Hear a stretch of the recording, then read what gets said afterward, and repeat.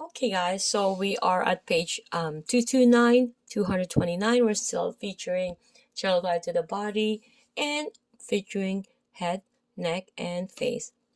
It's going to be exciting, guys, because we're going to know the muscles of the face, which we can do.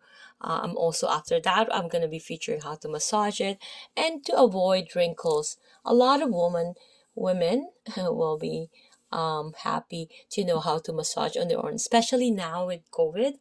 You can do your own. You don't need any of these lotion and potions and all that. I can teach you how to do a facial massage on your own. Okay, so look at the image here. We can see that here is the lateral view. Again, lateral. See, this is the center in an anatomical a human body. Going medial, going to the center. Lateral is on the side, right? So this is the lateral view. Okay, so A we have here. Where's A? Okay, here's A, the occiput, and the parietal bone. Okay, we're gonna do this together, and we have the temporal bone. We have the frontal bone. This is important. Well, everything's important. It's integrated, and we do have the sphenoid bone, and now we are at the ethmoid. Okay, the lacrimal bone, we know that when we tear, and we have the nasal. And I is the zygomatic, right? And J, as we know, this is the maxilla bone. And K is, of course, the mandible that really moves open and close. So when we chew, when we talk, everything that we do with our mouth, whatever you do with your mouth, it is the mandible that moves up and down. This doesn't move at all. This up and down. And this is a floating bone. And the muscles here and the muscles here makes that happen. And of course the platysma, right? The platysma happen. It's a very thin muscles because the gravity, right? So the mandible, because of the gravity, so it's really, it's very no effort at all to open the mouth.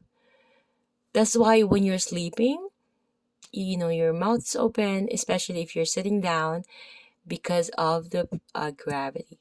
Okay, so now we have here down again the hyoid bone, and now we're gonna go ahead for the EOP.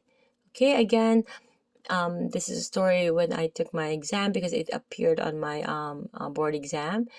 And my colleague, I'm Filipino, so she called me ate. She was helping me out. She was testing me an RMT, and she said, ate, you should know what's EOP. I'm like, what is EOP? It's external occipital protuberance. Okay, so now we're heading to N, which is the temporal lines of the parietal bones, and then O, this is like a map. This is very exciting, guys. So O, if you can find it before me, guys, because I can't find it. I'm serious. Okay. A coronal, of course, suture, right? I didn't read it. Yeah, I was looking for the O.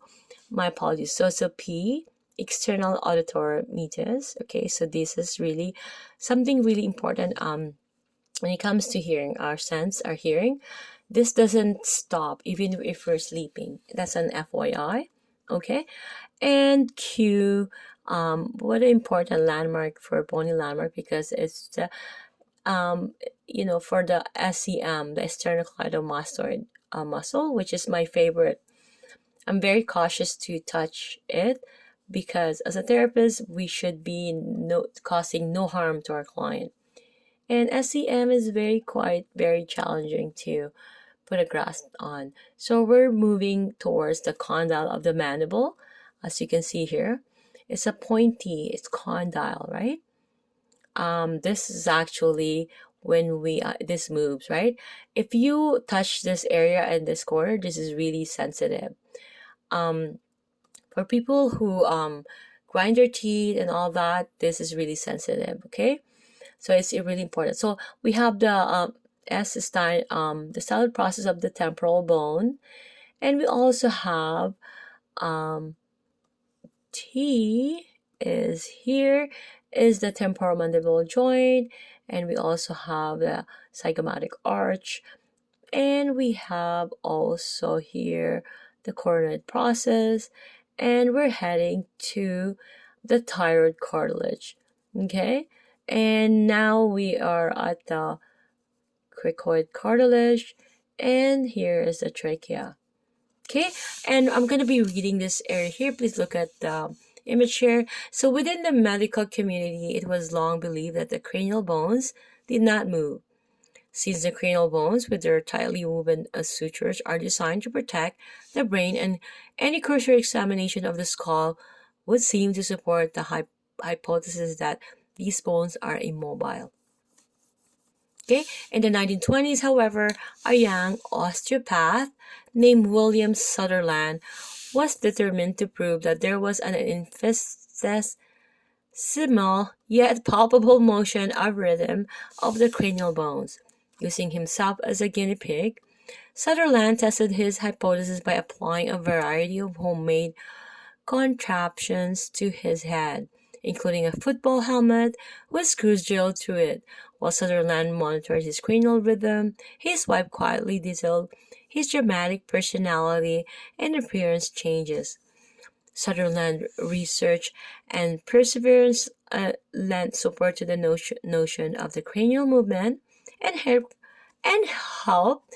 cranial osteopathy to be accepted by the medical establishment.